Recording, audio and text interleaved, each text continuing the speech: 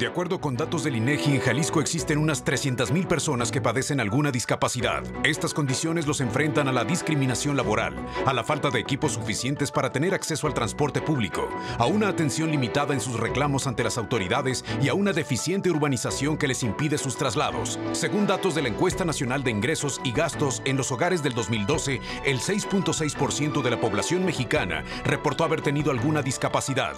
De los 31.5 millones de hogares, en 6.1 millones reportaron al menos una persona con discapacidad, es decir, en 19 de cada 100 hogares vive una persona con alguna dificultad. Y es un tema importante de tocar porque la discapacidad está ahí, pero parece invisible a los ojos de la sociedad, pero sobre todo de las autoridades. Saludo con mucho gusto a María del Refugio Coronado.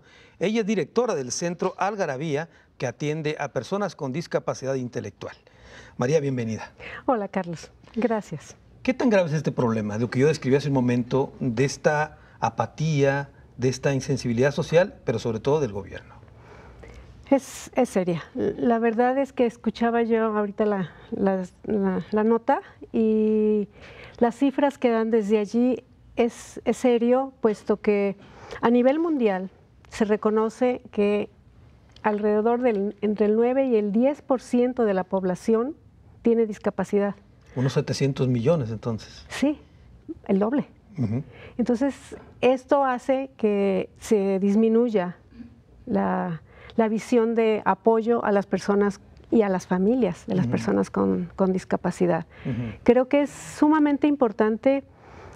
Yo no hablo de problemática en el sentido sino de una situación que nos brinda oportunidades para modificar nuestra forma de ver principalmente a las personas con discapacidad.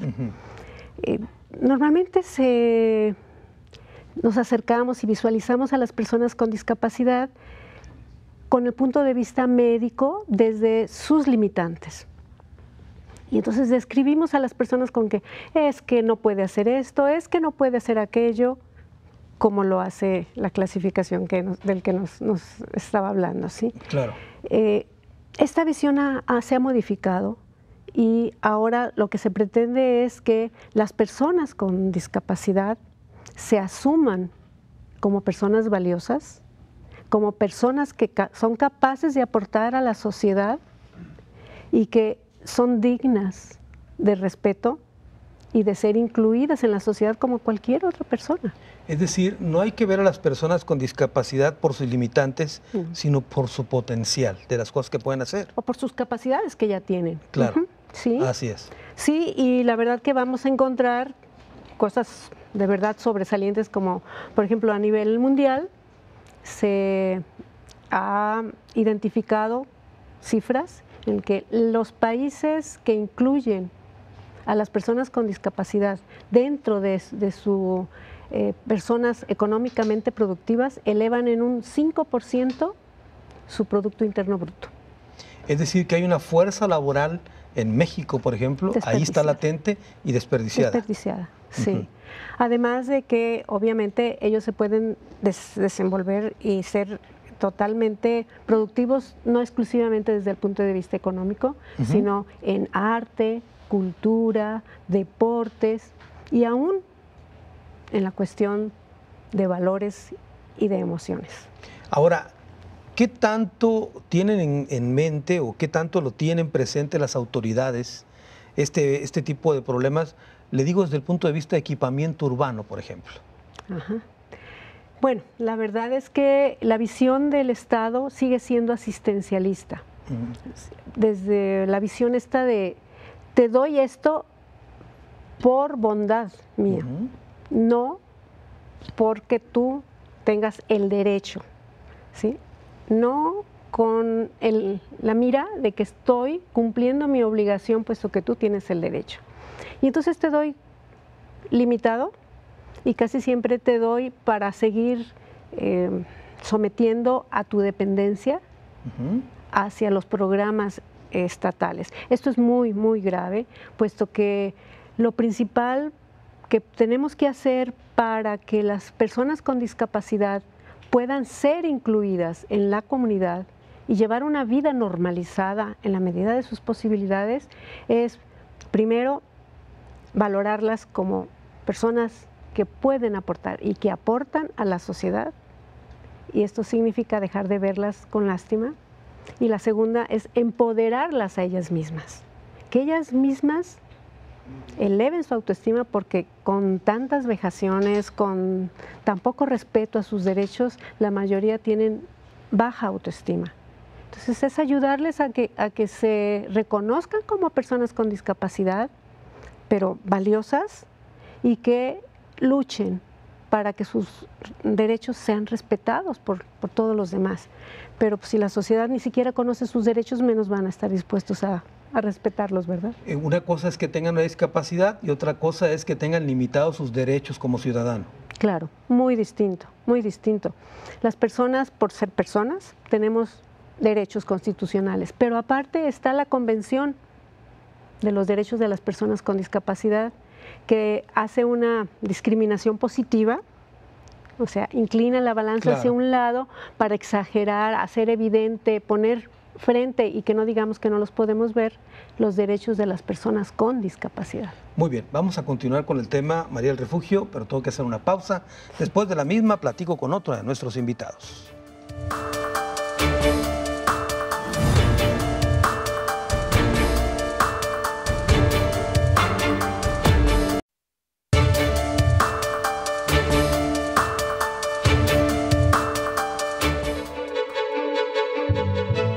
La principal causa reportada de discapacidad, con 38.5%, es por enfermedad.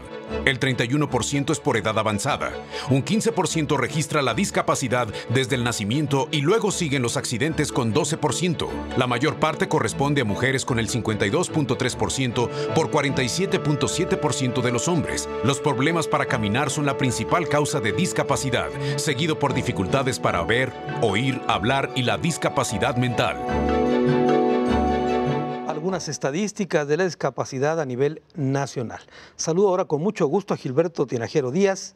Él es director de la Unidad de Estudios Estratégicos del Consejo Económico y Social de Jalisco, el CESJAL. Gilberto, bienvenido. ¿Qué tal, Carlos? Mucho gusto en estar en tu programa. ¿Cómo podríamos analizar este fenómeno, este problema a partir de las políticas públicas que se han generado para atender este segmento de la población?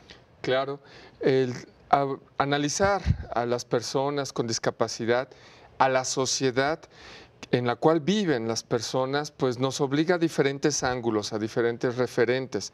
Por supuesto, y ya se comentaba hace un momento, la Convención de las Naciones Unidas por las Personas con Discapacidad, que hay que recordarlo, en materia de tratados internacionales hay una larga historia, pero es esta convención el último esfuerzo que ha venido a clarificar conceptualmente, pero sobre todo hacer un gran énfasis en los derechos humanos.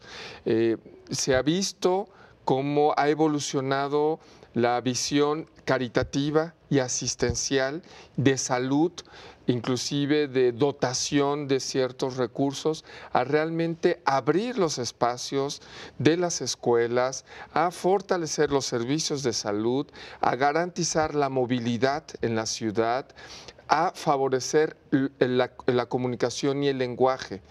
Todos estos aspectos en sí mismo, cuando una sociedad no los atiende, establece sus barreras. Las personas con discapacidad tienen una condición, sea natural, sea por enfermedad adquirida, pero finalmente muchas de estas características representan barreras o imposibilidades para ciertas tareas. Lo que nos hemos dado cuenta en el estudio de los programas, de las políticas públicas y del presupuesto que en Jalisco se atiende al respecto, es que la barrera más importante es la cultural, es la mental, es la educativa, y que tiene que ver con realmente tener un paradigma de inclusión. Lo que nos dicen las asociaciones civiles expertas en el tema es que la inclusión por encima de la integración. Integrarte es que estés, que puedas llegar, que puedas salir, pero la inclusión es formar parte de una misma sociedad. De acuerdo. No es que te permitan llegar, sino formar parte de ella. Formar parte. Y entonces ahí hay una realmente condición de igualdad, de solidaridad, que son los valores de la democracia, pero también de una sociedad, insisto, incluyente. En esta perspectiva, la lección que nos dan muchos países a nivel internacional, la política comparada, pues hay luces muy interesantes. Sin duda España es un gran referente a nivel mundial, europeo, por las grandes adecuaciones que hizo a su legislación y por enfatizar el tema de derechos humanos. Incluso la organización ONCE en España es poderosísima, ¿no? Tienen hasta universidades, estaciones de radio, son personas invidentes. Sí, porque se empieza a detectar y se reconoce la plenitud de la persona. Ahí va. Y entonces tiene que ver no solamente con aspecto normativo o con aspecto material o de infraestructura, diríamos es hasta filosófico. Es la sustancia que nos hace ver y reconocernos como personas, con cualidades, con características diferentes y cierto, con una situación de desventaja y que por lo tanto las acciones afirmativas del gobierno y de las instituciones del Estado buscan equiparar o atender esas asimetrías. Déjame regresarme al tema de la Convención de Derechos Humanos en materia de discapacidad que mencionabas. México está suscrito a esta convención y por lo mismo está obligado ¿a qué? ¿A desarrollar políticas públicas en ese sentido? En primer, hay una serie, el artículo 4 establece las obligaciones de los estados parte y en primer lugar establece que se adoptarán las medidas legislativas y las medidas administrativas que por lo tanto impacten en las orgánicas y estructurales. ¿Cuáles son esas medidas legislativas? Pues que precisamente la legislación que en México y en las entidades subnacionales exista sea armonizada, atienda y reconozca los principios que establece la Convención. Nos hemos dado cuenta que sí hay una tensión importante en el marco jurídico federal y en el marco jurídico estatal. Tenemos que decirlo, y esto no es sorpresa, la parte jurídica, México como país, pues da la buena nota. Recordemos el caso de transparencia. México tiene, según estándares internacionales, la mejor ley en materia de transparencia. Lo que no nos garantiza que se aplique. Que se aplique o que la administración o la gestión realmente se escape de toda duda de impunidad o de corrupción. Y algo semejante nos está sucediendo. Hemos encontrado que la legislación local reconoce los principios, establece las bases de la Convención de la ONU, pero al momento de traducirlo ya en programas públicos, al momento de revisar la asignación presupuestaria, la cuestión se empieza a quedar incompleta e insuficiente. Por eso, muchas asociaciones civiles organizadas, grupos, colectivos, pues hacen un gran trabajo de rehabilitación, de atención educativa, de comunicación para personas con discapacidad, y es ahí donde el Estado, el gobierno, pues debe de ser también solidario y ayudar a las organizaciones. Claro. Son las asociaciones las que terminan resolviendo un asunto que en teoría el Estado debería intervenir. Voy a hacer una pausa, Gilberto, regresamos con más de este tema y la charla también con otro de nuestros invitados.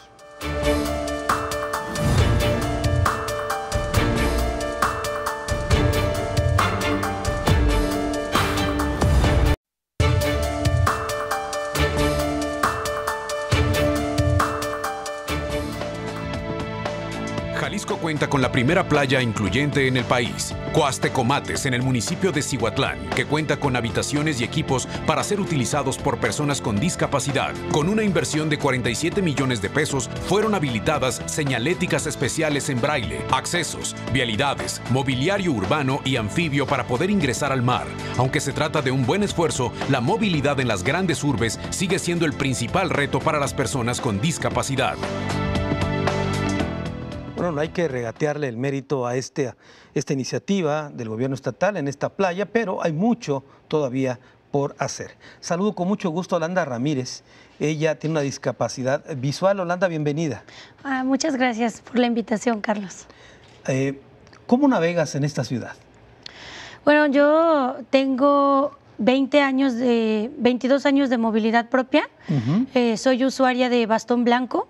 Es el bastón es el término que se utiliza para el bastón, que es el medio que yo utilizo pues para poder caminar por las calles. ¿Qué significa para la gente que está ahorita atenta a este tema? ¿Qué significa bastón blanco? Bastón blanco es el nombre que se da pues por protocolo al bastón que ven en las calles que traemos las personas ciegas, que usualmente trae la punta roja, y es el bastón que con algunas técnicas que hemos aprendido podemos utilizar para detectar obstáculos y para guiarnos. A ver, Yolanda, quiero hacerte una pregunta porque lo mencionaba hace un momento con María del Refugio, que a veces hemos tenido muchas complicaciones, incluso los medios de comunicación, para referirnos a las personas que tienen esta discapacidad. Tú dijiste, ciega. Sí. Así es, ¿no? Sí, así es. Discapacidad visual, discapacidad auditiva, o sea, hay que decir las cosas así como son. ¿no? ¿Sí? Sí. ¿Y la ciudad cómo te trata en ese sentido? Híjole, la verdad es que... Bueno, la verdad es que nosotras las personas ciegas, refiriéndome pues en específico a mi discapacidad, y me imagino que opera igual con las demás discapacidades, nos movemos solos realmente por la capacitación que tuvimos de alguna asociación, o en mi caso de Niña, Escuela para Niñas Ciegas, que es el lugar donde ahora trabajo, para poder mover en las calles, ¿no? La verdad es que no hay un estándar de algo accesible, algo unificado. No sé, a lo mejor arreglan el primer cuadro del centro, pero todas las demás calles pues no están reparadas. Para nosotros, las personas ciegas, en cuestión de transporte público, pues la verdad es que no hay nada de avances. No sé, de 20 años que yo empecé a moverme, yo sigo parando los camiones con ayuda de las personas. Ha habido avances en cuanto a las aplicaciones que se desarrollan en el celular, en cuestión pues de software, para nos pueda orientar más o menos por dónde vamos y todo eso, ¿no? Pero en realidad pues yo me muevo con esa capacitación que tuve con bastón blanco, y bueno, pues con la ayuda de las personas que amablemente están siempre dispuestas a auxiliarnos con algo que podamos requerir en las calles. Ahora, tú mencionabas el caso del centro histórico. En el centro histórico, efectivamente, se hicieron algunos remozamientos de banquetas, etcétera, pero pasas a las demás colonias y esto no ocurre, ¿no? No, pues simplemente en el mismo centro histórico. Con tantas obras también. O sea, pasas de, no sé, a lo mejor el cuadro principal y está muy bien, ¿no? Pero camina, por ejemplo, por ya una calle hacia el Hospital Civil o algo y no, bueno, ya no está nada pues de accesible, y sí es una complicación para nosotros porque pues está demasiado levantadas las banquetas, y esto pues sí origina accidentes cotidianos a los que tristemente nos hemos acostumbrado las personas ciegas, ¿no? A golpearte, a caerte, rasponcitos leves, pero pues que al fin y al cabo no deberían de ser, ¿no? Ahora, los ejemplos que hay en otros países, que tú sepas, que te hayas enterado, ¿cómo cuáles son? ¿Cómo detienes un transporte público en otro país, por ejemplo? Creo, bueno, sé que por lo regular ya son transportes que vienen muy organizados, que por medio de una aplicación en el celular las personas ciegas saben a qué horas va a pasar su camión. Entonces hay paradas específicas y horarios específicos donde una persona ciega ya sabe que, no sé, que su camión va a pasar a las 9:15 de la mañana, y pues ya lo está esperando por horario, ¿no? Claro.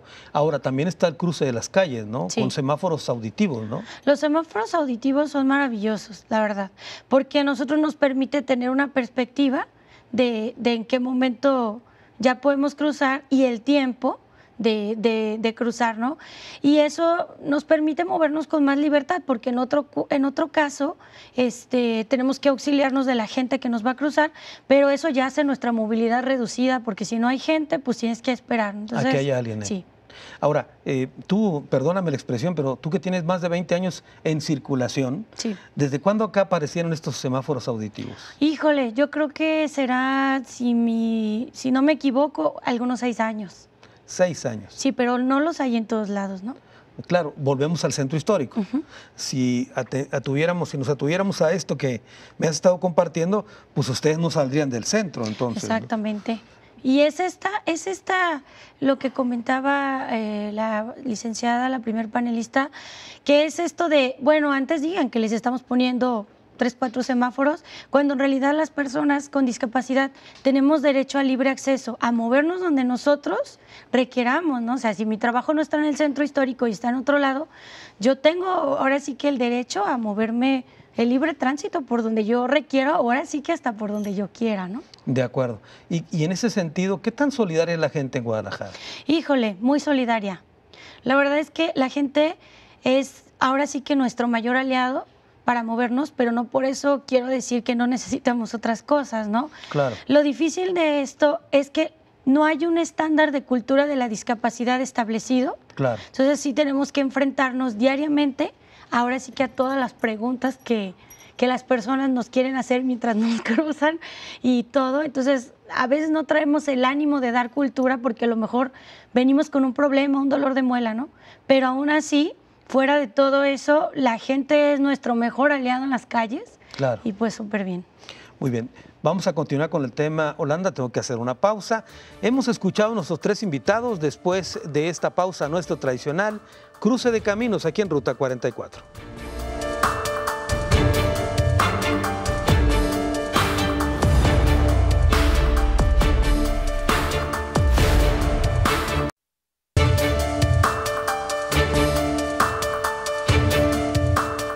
Los obstáculos para la discapacidad en Jalisco es el tema que tocamos hoy aquí en Ruta 44. Hicimos un panorama general de este tema y quiero preguntarte, María del Refugio, más adelante te voy a preguntar sobre lo que hace específicamente la casa que diriges, pero quisiera preguntarte en particular de la falta de cultura, de inclusión de la sociedad como tal. ¿Estamos preparados, no estamos preparados? ¿Qué nos pasa a nosotros como ciudadanos? Bueno, la cultura en México se ha hecho evidente. Recuerdo en el 2015, CONAPRED hizo una encuesta, un estudio sobre discriminación, y una de las preguntas era si consideraban a las personas con discapacidad como una carga para la sociedad. Y el 91% contestó que sí. Terrible. Terrible, terrible. Eso a mí me impactó mucho. Y fue cuando dije, definitivamente no podemos, ni las personas con discapacidad, ni las familias, ni las instituciones que trabajamos con ellos, quedarnos al margen de trabajar porque esta cultura cambie. La verdad es que, ya lo decíamos en los momentos anteriores, de que el principal obstáculo no está en las cosas materiales, sino en la visión que tenemos de las personas con discapacidad. Y considero que el mayor obstáculo es que esta no inclusión social comienza desde la familia. Ahí empieza el primer obstáculo. Sí, las familias, en afán de proteger a nuestro hijo con discapacidad, entonces lo encerramos en una burbuja y le impedimos que salga a la sociedad, que aprenda a relacionarse, que tenga habilidades sociales y que posibilite la inclusión social. Las personas con discapacidad se enfrentan muchísimas veces a que no pueden conocer sus derechos porque en casa no los han enseñado, no los han conocido y nunca los han experimentado. No han permitido que se explote ese potencial que tienen porque lo protegen de más. Sí, y el temor que tenemos los papás a sufrir el rechazo nos lleva a que en verdad exista tal rechazo. Perdona el ejemplo, no encuentro otro ahorita, pero recuerdo una película de alguien que tenía un problema de discapacidad y que terminó siendo un gran pintor, ¿no? Creo que se llamaba Mi pie izquierdo esa película. Sí, Gaby Berimer. Así es. Bien, escritora, ¿no? Escritora de libros. Escritora, sí.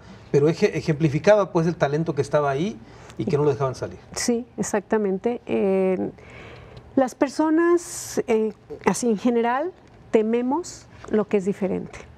Y entonces cuando estamos frente a una persona con discapacidad, no sabemos cómo interactuar con ella y entonces ponemos la barrera. Claro. Gilberto Tinajero, en el caso de las políticas públicas, el Estado sigue manteniendo, como decía hace un momento María, una actitud asistencial. ¿Es así? Ha ido mejorando, ha ido cambiando. Por supuesto que la constitución de propios organismos como el COEDIS, el Consejo Estatal para la Atención de Personas con Discapacidad, ha venido haciendo una labor para tratar de disolver esta premisa. Sin embargo, el arraigo que existe en la cultura, en la mentalidad, pues sigue siendo eso, un obstáculo. Pero más aún, cuando hablamos de política pública, a diferencia de programas de gobierno, la política pública tiene una virtud, que es las soluciones elaboradas en conjunto con los beneficiarios de esas acciones. Entonces, lo que nos hemos dado cuenta, lo que hemos encontrado en la investigación y en la interacción con los diferentes organismos de sociedad civil que están muy incorporados en la agenda, es que si se les abren las puertas en temas de salud, de educación, de justicia, de deportes y de manera conjunta proponen las soluciones, el alcance de estas acciones son realmente de política pública. Cuando predomina la visión de yo te doy, de ay pobrecito, ay quiero salir en la foto contigo y ver que yo soy muy bueno para obtener hasta muchas prebendas o mucha simpatía, pues entonces no salimos de un círculo vicioso. Ahí es donde hay que reconocer que Jalisco tiene una gran cantidad de asociaciones civiles en la materia y que poco a poco están incidiendo en la agenda de gobierno. En días pasados, el Consejo Económico y Social de Jalisco convocó a un congreso para el fortalecimiento de las políticas públicas y la cultura de la inclusión en Jalisco. Tuvimos varios paneles sobre derechos humanos, sobre educación e inclusión, movilidad, salud y empleo, que son esos estándares de la vida de toda persona que le permiten una realización plena. ¿Y qué es lo que nos encomienda la Convención de las Personas con Discapacidad? ¿Qué habrá de terminar de ese trabajo que hizo una serie de organizaciones civiles y el CESJAL? Pues lo que el CESJAL hace, la emisión de recomendaciones de política pública. Gilberto, nos hemos enterado que hay empresas que efectivamente dan empleo preferentemente a personas con alguna discapacidad. No hace falta profundizar en ese tipo de situaciones, que no sea solamente algún chispazo, sino que forme parte de una política pública, de exentar impuestos, etcétera, para que esto funcione. Sí, sabemos que hay esquemas a nivel nacional, pero también hay esfuerzos a nivel estatal en la mecánica del gobierno abierto, de hacer compromisos que no solamente llevan a las empresas, sino también hay obligaciones para el sector público. Claro. Si mal no recuerdo, es el 3%, hay una obligación. No recuerdo si es en carácter legal o es un compromiso hecho por el gobierno del Estado de incorporar al menos en su plantilla de servidores públicos a un 3%, que si bien se requerirían incentivos, también debe ser la responsabilidad social de la empresa. No lo han dicho los propios empresarios. Muy bien. Olanda Ramírez, sí. ¿Qué campo laboral pueden hacer las personas que están en tus condiciones, consejera? Híjole, la verdad es que como que decir un campo sería limitar las capacidades de mis compañeros con discapacidad visual, ¿no? Sería como volver a poner las etiquetas de son buenos para manufactura, por ejemplo. Están en todos lados, pueden estar en todos lados. Sí, pues sí, dependiendo, ahora sí que el nivel de preparación que tenga cada compañero y de autoconfianza que se le haya depositado, de rehabilitación que se haya depositado desde jóvenes en su núcleo familiar y en la escuela. Claro. Ahora, hace un momento decía María que buena parte del problema de las personas que tienen una discapacidad es que tienen baja autoestima. ¿Cómo trabajar en eso? Bueno, en realidad es que todo eso sí, efectivamente viene desde la familia, pero viene desde la familia porque no se ha bajado realmente la cultura hasta el punto en donde la familia pueda tener confianza en sus propios hijos. Al ver la falta de cultura que hay afuera, vamos a suponer una familia que comienza a tener un niño de 5 o 6 años, a empezar a salir y al empezar a ver el rechazo que hay por la falta de cultura, es ahí donde comienzan los miedos y se vuelve un círculo donde a lo mejor ya no se prepararon para tener un empleo, ¿no? Pero en realidad sí, o sea, es fundamental para una autoestima, para una buena autoestima es tener estudios, tener empleos, sentirte capacitado para poder trabajar y eso se fomenta teniendo todos los programas o toda la capacitación adecuada para que tu autoestima no esté baja. Tú das clases, ¿verdad? Sí, efectivamente, yo soy coordinadora en la Escuela para Niñas Ciegas y yo sí puedo decir que ahora Escuela para Niños Ciegos es una empresa que no nada más integra, sino que incluye. O sea, yo estoy en un puesto que a lo mejor alguna otra persona puede decir, no podrá porque no ve, ¿verdad? Entonces, es eso, ¿no? Conocer las capacidades de las personas ciegas, al igual que de todas las personas, y pues claro que podemos con una capacitación y un previo estudio desde niños, ¿no? Entonces sí, yo trabajo muy a gusto ahí. Muy bien, muchas gracias, Yolanda. Tengo que hacer una pausa, regreso con más de este tema.